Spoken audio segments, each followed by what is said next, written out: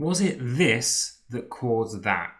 It's a question that comes up, of course, all the time in real life, but it also comes up in the GRE and GMAT exams, as well as plenty of other exams like the LSAT, where critical reasoning is involved.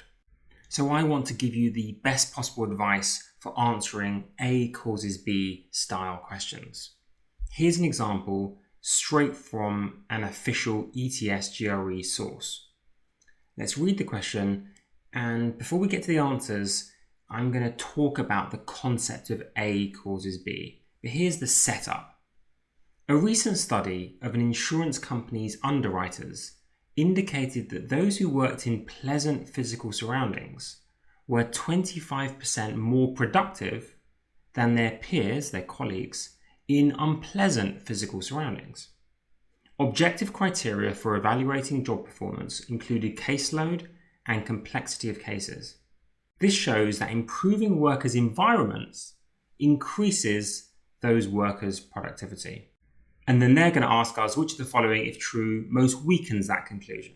But remember, the conclusion was that if we improve workers' environments, then that will increase their productivity because look, those people who worked in pleasant physical surroundings had 25% more productivity than those in unpleasant physical surroundings. So where's the weakness here?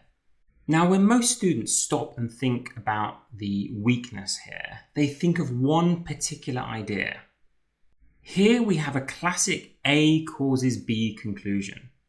We have pleasant physical surroundings, A, causing B more productivity. And when most students think about the weakness there, here's what they think. Maybe C causes B. Maybe some other factor causes them to be more productive. For example, maybe those people had more coffee than the other people, more caffeine, and therefore were more productive for that reason. There's something else, C, that causes B. Not the pleasant physical environment, that's a coincidence. There's some other cause. And yes, that is sometimes what the GRE, GMAT, and other examiners are looking for, but not often. Why not often? Because that's a bit too obvious of an answer. It's a very easy weakness to spot that, oh, it wasn't that, it was something else. I'm going to show you a question in a second where we do involve C causes B logic, but for now, I want to focus on another weakness that many students don't spot. What is that? The weakness is it could be that B causes A. Not A causes B, but instead B causes A. In other words, to take this example, it could be that the more productive workers end up in the pleasant physical surroundings. Think about it. It's not the nice surroundings that are causing them to be productive. It's them being productive that somehow has ended them up in pleasant physical surroundings. And that would totally weaken, undermine, destroy the conclusion that it's the pleasant physical surroundings causing the productivity. If that still sounds a bit confusing, don't worry, we're going to do plenty more examples. But for now, I just want to show you what some of the wrong answers sound like. Okay, let's focus on some of the wrong answers here that don't seriously weaken the conclusion. A. On average, less productive employees spend no fewer hours per day at their workstations than do their more productive peers. What this does is eliminate another factor like a C or a D that could cause B. But if we eliminate another factor, which is it's not that they didn't spend less time, they spent just as much time, that actually helps out the argument. Think about it, if you're trying to prove that A causes B, pleasant surroundings cause productivity, then if we can eliminate one of our rivals, that maybe it was less time that caused less productivity or more time that caused more productivity, if we eliminate that rival, which is what A does, that they didn't spend less time, then actually that helps the argument. So A is an opposite answer because we eliminate a rival. B, unpleasant surroundings give employees less motivation to work hard than more pleasant surroundings. That supports the argument. That says that pleasant surroundings do help us to be productive. I'm going to go now to the next wrong answer, which is D. More productive employees do not work any more hours than their less productive peers. Same as A. That's eliminating a rival. It's saying that it's not the hours that they work that's made the difference, which would still leave you with thinking it was A causes B. E. Peer pressure discourages employees in crowded, unpleasant surroundings from making phone calls to their own family members during work time. Thing is, that would make unpleasant surroundings more conducive to productivity. That would cause us to think that unpleasant surroundings make us more productive. But we already have the proof in the passage that those in nice surroundings were more productive. So E is another opposite answer. Let's look at the correct answer, C. The more productive employees are generally rewarded with pleasant office space.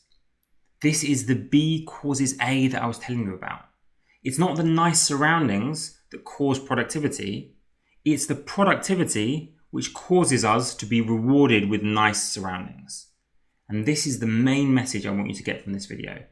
If they ever suggest A causes B, think about how it could be the other way around. Let's do another example now. C was the correct answer. Over the past 3 years, the crime rate in the city has steadily declined. Great. 4 years ago, a new mayor took office on a third-party ticket whose platform included a tougher stance on crime and improved funding for after-school and other youth programs. Without this mayor's leadership, it is certain that this positive change, this drop in crime, would never have occurred. So this is a plausible argument. Seems pretty clear that something happened 4 years ago, crime rate's gone down. In other words, A has caused B. Which of the following statements, if true, would most weaken the argument above? So is this going to be, again, a case of A causes B, but the actual answer being B causes A? Well, in this case, B causing A will be quite difficult. It will be quite difficult for the crime rate going down to cause the mayor to have this new program. That'd be a kind of strange turn of events, especially because the mayor took office 4 years ago, so that happened first. So here it's going to be quite hard for B to cause A. They're suggesting that the mayor came in, brought in a policy, and that reduced the crime rate. But it's quite hard to argue that B causes A. The crime rate caused the mayor to have this policy because the policy came first. So what can we do instead? Well, remember at the beginning I said sometimes it could be that C causes B. Something else caused this change. So can you spot the answer here? Here the answer would be C.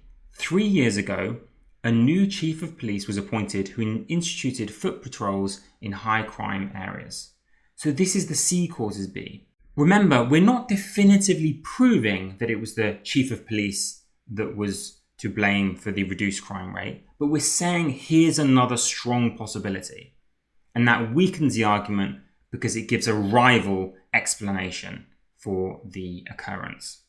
So in this answer, not B causes A, but C causes B. We'll quickly look at the others just to get you practiced. In the first year the mayor was in office, the crime rate rose by 1.5%. This is irrelevant because we're talking specifically about the last 3 years, not the first year 4 years ago. B. Due to budget cuts, the mayor's proposed funding for after-school and other youth programs was never implemented. Well, that was only one of the things he did. He also did the tougher stance on crime. I know many of you may have been tempted by this, but the conclusion wasn't this specific thing, the after-school thing, caused the crime rate reduction. It talked about, in general, the mayor's leadership caused the crime rate to go down. So B focuses on only one specific aspect, so that's why it's wrong, even if he didn't do that one thing. C we've talked about. We know that's the correct answer. D, the crime rate in neighbouring cities has been on the rise for the past 3 years. We're not talking about neighbouring cities. E, the after-school programs had an even higher rate of attendance than was expected. Well, that kind of is the opposite to what we want. That's solidifying the argument. That's saying definitely these things were great and had an effect. Now, for the final example that I'm going to show you on screen, I want you to think about whether we're looking for B causes A or C causes B. The two answers to the question, does A cause B? Actually, just quickly before I move on to this question, I just want to point something out. Many of you might ask me, well, what if it was a strengthened question? If it was a strengthened question, well, then we would want to say that nothing else changed. So C would be a terrible answer for a strengthened question. A strengthened answer would be something like, we still have the same chief of police and we still have the same schools and everything else and the same population. That would prove that it's not other factors, not other rivals that cause the change in crime rate. And to go back to the first question, if we were trying to strengthen the argument that it was nice surroundings that cause productivity, we would add in the word not to answer C. The more productive employees were not rewarded with pleasant office space. That would disprove B causes A and thereby strengthen the argument. So that's what to do if they ask you to strengthen, but usually it's a weakened scenario, as we have here. Anyway, let's pause the video and try your best to find the right answer here based on all the advice I've given. Let's go through it. Pump 3D, this is an advertisement, is a nutritional supplement that can greatly reduce athletes' fatigue after anaerobic exercise. Nice. This was shown by a study investigating the relationship between fatigue and high doses of guarana extract, the main ingredient in Pump 3D, which showed that people who regularly take guarana extract supplements have significantly lower levels of fatigue after anaerobic exercise than people who do not take the supplement. So the argument here is that the guarana extract is leading to lower levels of fatigue because we can see this correlation here between the people who take it and the lower levels of fatigue. Now think about how you might weaken that. The best way, in my mind, to weaken that is to say that the people with lower levels of fatigue, B, causes A, are more likely to take the supplements. In other words, people who are already fit with low levels of tiredness, they're the ones to take the extract. It's not the extract that's causing them to be less tired, it's the fact that they're less tired gives them this opportunity or encouragement to take the extract. That's the famous B causes A. Another guess that you might make is that C causes B. Maybe another factor explains it. So if I was predicting an answer for that, I would say maybe at the same time as taking guarana extract, the pills also have caffeine, and caffeine is known to help performance. That would be a classic correct answer for C causes B. It's not the guarana, it's the caffeine that they take at the same time. Anyway, let's see which option they go for here. A, guarana extract supplements tend to reduce slightly athletes' endurance and stamina during aerobic exercise. We're not talking about aerobic exercise here, so irrelevant completely. B, people who regularly consume guarana extract supplements tend to be professional athletes who rarely experience fatigue after exercise. That's exactly the B causes A that I told you about. It's the people who aren't tired, who rarely experience fatigue, they're the ones taking the extract. It's not that the extract is making them less tired, it's the fact that they're less tired, they're professionals, they're athletes, and therefore they're caring for their health more and taking the extract, trying to find any advantage they can. B causes A. So that's going to be the correct answer here. Let's just look at the other wrong answers quickly. Guarana extract is one of several ingredients in Pump 3D. Well, you might say that's an attempt at C causes B, that the other ingredients might be helping, but it's not direct enough. We need clear proof that maybe one of the other ingredients helps with performance and tiredness, but C is not good enough. D, the reduction in fatigue due to the consumption of guarana extract is no greater than the reduction due to other nutritional supplements. This is a classic false comparison kind of answer, where that's not the comparison we're talking about. We're not talking about compare guarana to other extracts. We're focused on, is it the guarana that's to blame here? If you want more examples of false comparisons, I did a video on how to spot wrong answers in reading comprehension, so do check it out. Finally, guarana extract taken in the form of supplements has a different effect on the body than does guarana extract taken in food. Again, a false comparison. We're not talking about how we take the supplements, and we're definitely not talking about whether we're eating food at the same time. So not E, the answer being here B. Anyway, I hope that's given you more confidence in what kind of answers they're looking for in these A causes B kind of questions. Usually, when they say this thing correlates with another thing, as one thing goes up, the other thing goes up, the answer that they're looking for when they want you to weaken that is maybe the second thing caused the first thing to go up, not the other way around. And sometimes they're looking for that there was a third factor that caused the second thing to go up, not the first. If you like this kind of video focusing on critical reasoning, do let me know in the comments and I'll do more soon. Have a great day.